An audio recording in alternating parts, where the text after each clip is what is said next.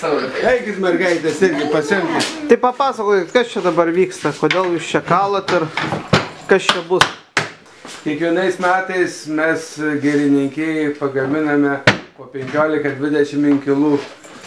Girininkas atveža medžiagos, o mes pagaminame inkilus ir vėliau šitos inkilus iškeliame miške. Pavasario šventė vyksta Kelmės mieste, Kelmės girininkijoje. Tai mūsų darbai ten ir keliauja. Berniukai sukala inkilus, išgręžia skylės pagal tam tikrus išmatavimus, kadangi ne visiems paukščiams tinka, tai patiems mažiesiems šitie inkilai skirti. O kokie čia paukščiai bus, kokiem konkrečiai? Miško paukščiams įvairiems. Konkrečiai nėra.